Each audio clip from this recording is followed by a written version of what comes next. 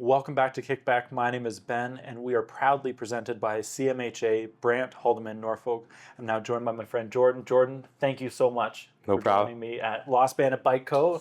in Very Paris, cool. Ontario. I'm excited to have you here. Excited to talk to you about specifically youth and what they are experiencing and what Yes. you're seeing in your practice. So can you just share a little bit about what you're seeing with our youth? Sure. So I see usually age 12 up. Sometimes it sneaks into 10, 11. So I get a good range of like kind of what's going on when somebody's in elementary school and then early high school and late high school. I would say over the past year-ish, some improvements with people in high school that had been previously struggling. I think that's, catching up with some brain development and some slight issues that occurred during COVID and the lockdowns and the online schooling, which is good. It shows that they can catch up. I think we have to be a little patient with that. Some struggles with people in elementary school, especially that 6, 7, 8 range. It's hard to say what's causing that. A lot of factors.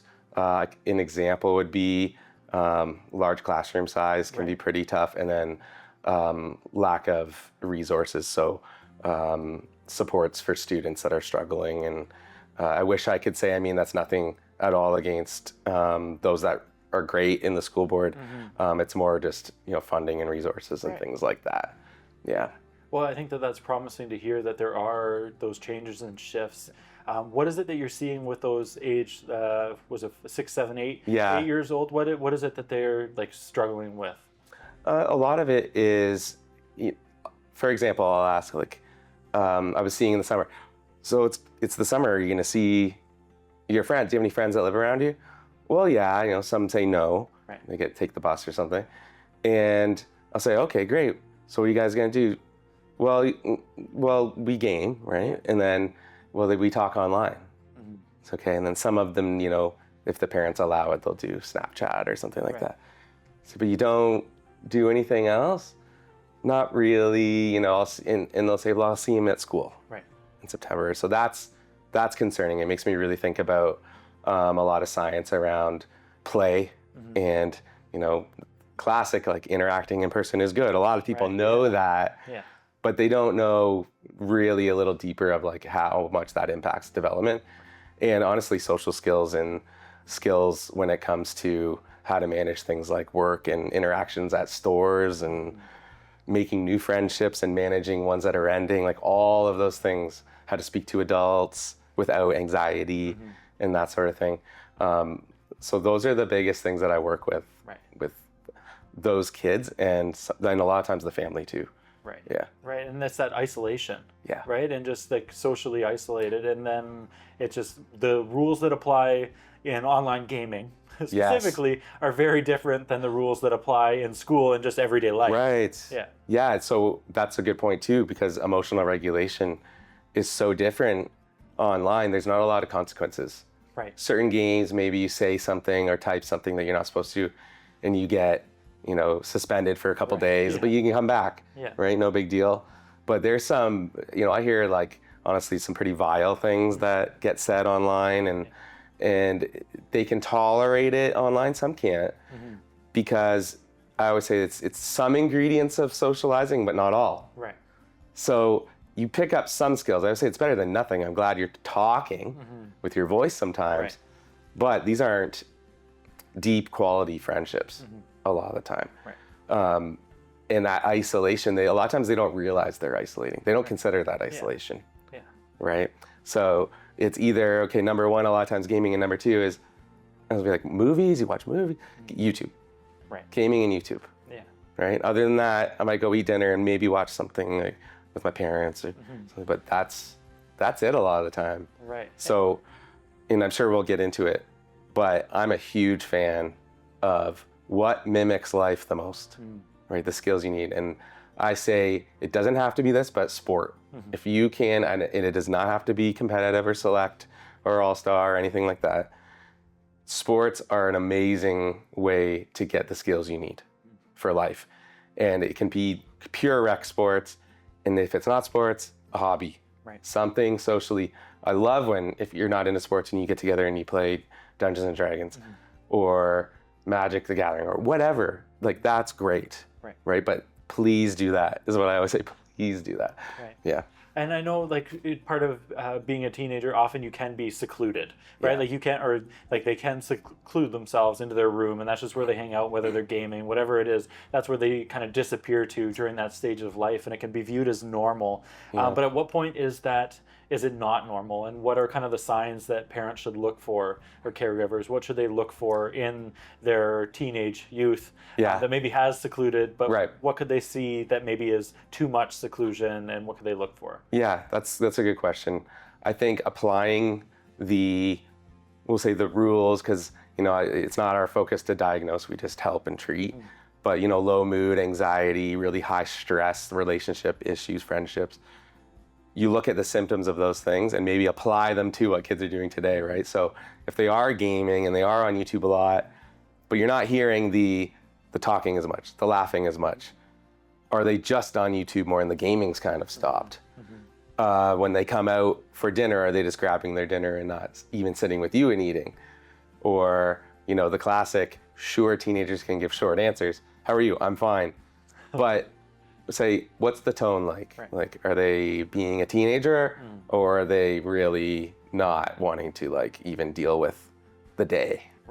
Right. So then there's other signs, like, you know, more late for school than usual, sleeping really late because they're unable to sleep until 3-4 in the morning, whether it's through insomnia or symptoms of low mood, or they're staying up too late gaming.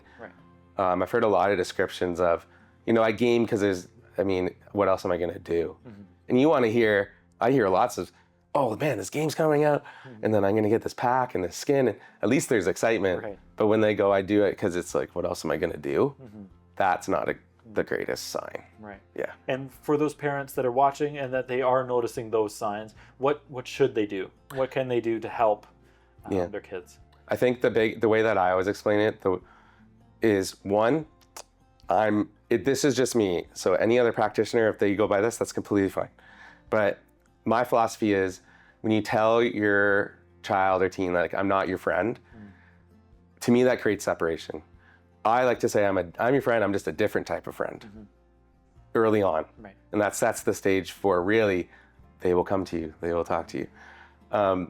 The other thing is, instead of finger pointing, I call it, like, you haven't done this, I need you to do that. Why don't you do that? Be a little excited, right? Pop in. If your child or teen doesn't want to sit beside you and have a half an hour conversation, that's not a lot of teens. But pop in, be lighthearted, right? If being lighthearted doesn't engage them, then go, everything, you know, that's where you kind of get, you sure everything's all right? Remember, always open, tell me anything.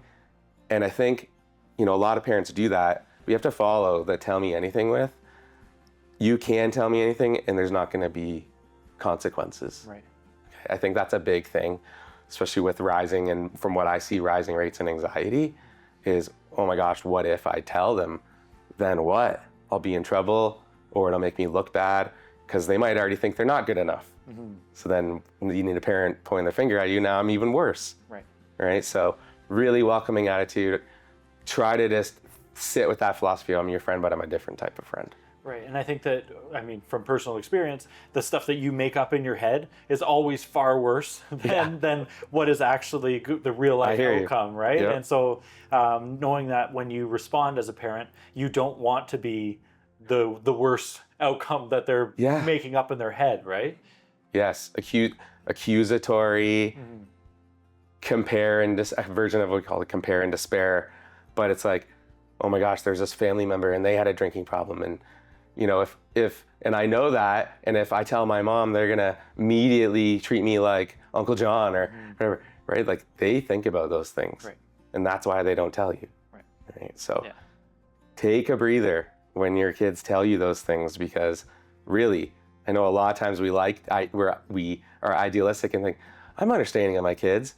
Mm-hmm. If we recorded that and replayed it, a lot of times you're pointing the finger a lot. Right. Jordon, how has social media, technology, and just these new age, I guess, modalities really affected our youth, and how are you seeing that play into their mental health? Every year it seems like something new comes, or there's some changes that are obvious to everybody, or like but then there's like what I see.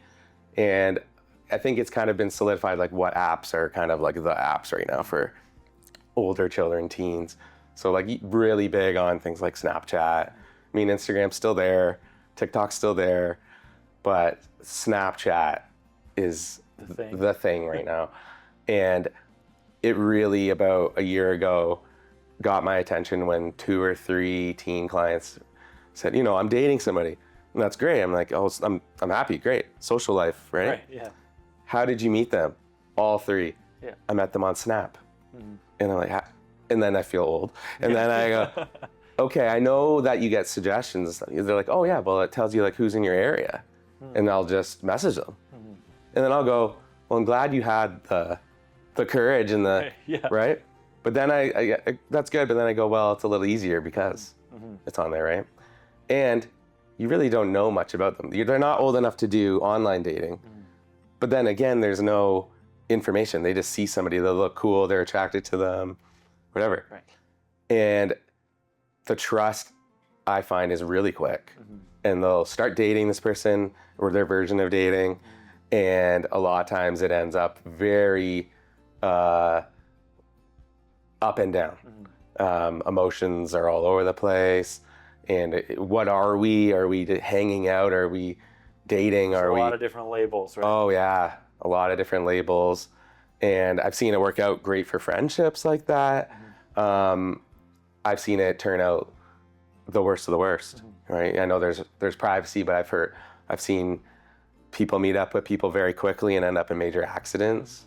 They didn't know that they were intoxicated or things like that. So the caution with things, I always say, you have to live in the real world. Don't fully withhold what the realities of the world are. I mean, it would be almost doing a disservice to not teach your kids what AI is or something, right? But, have your own house rules, but to a level allowing them to interact with, know about, right? And to a level monitor. But when it's that black and white of you do whatever you want or not at all, then that is what I call the like, okay, thank you for the not at all. Now I'm going to teach you a lesson for doing that to me, right? So I would say it sounds easy enough, but that middle ground is so huge with things like social media. And again, respecting people's religion, house choices and stuff. But yeah, that middle can be really good. Yeah. Right. And what should parents look for in kids that are maybe struggling? Like what should they be keeping an eye on specifically? I would say kids and teens can be a little bit different. I can give you examples. So example would be a classic here is like they act like this at home and then I talk to their teacher and they're amazing at school, so I don't get it, right? When they start acting out at school, when that's the case, then we get a little concerned, right? And then again at home, when we talk about secluding, a lot of kids will have their own versions of secluding. It might not be the typical.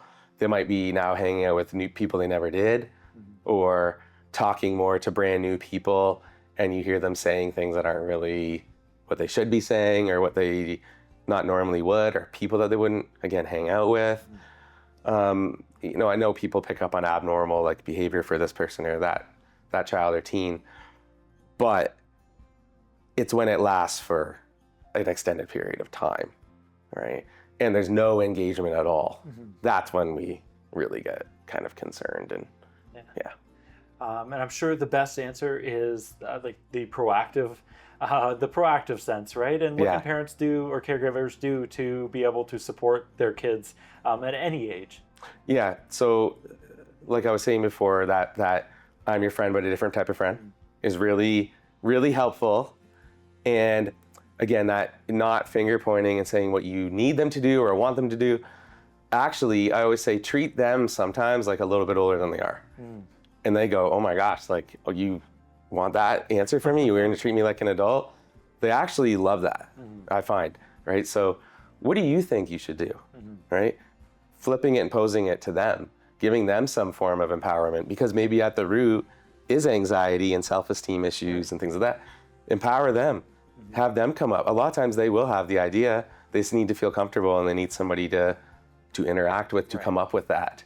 Instead of, I need you to do this, I need you to do that, I don't like this, I don't like that. Right? Empower them, and that's huge. Yeah. Awesome. Is there anything else you'd like to add? I think, we were chatting a little bit about this before, that obviously people come to see me for lots of different reasons, children and teens and even adults. The healthiest people overall do what are called the ingredients of happiness. Right? There's people that study just happiness, and that's covering all the bases in life. A lot of us we put it in a pie chart of slices. And a lot of times their slices are too big in one area, or they're way too small, or they're empty. So with this, I know it sounds cliche, but that balance of different things, right? We know as adults, like, you haven't taken vacation in a year, what are you doing, right? Then we go, oh my gosh, what was I doing? I should have. Yeah. When we go, right? Taking that time, yeah. We have to teach kids and teens, like, the balance is so huge, even if they don't realize it, right? That's how they will get to, if they're gonna go to training, college, university, and have a successful first year, for example, or a co-op. Right. That's when they'll be successful, is when you're, that classic well-roundedness of, what we call a biopsychosocial approach, is biology is good, so you take care of your health. Psycho means psychological. Do you take care of your mental health? Right. Social, do you go out in the world? Do you, whatever that is, right? Equal slices. Right. Really important. Yeah. Yeah. Awesome. Well, thank you so much, Jordon. I Thank really you. appreciate you taking the time.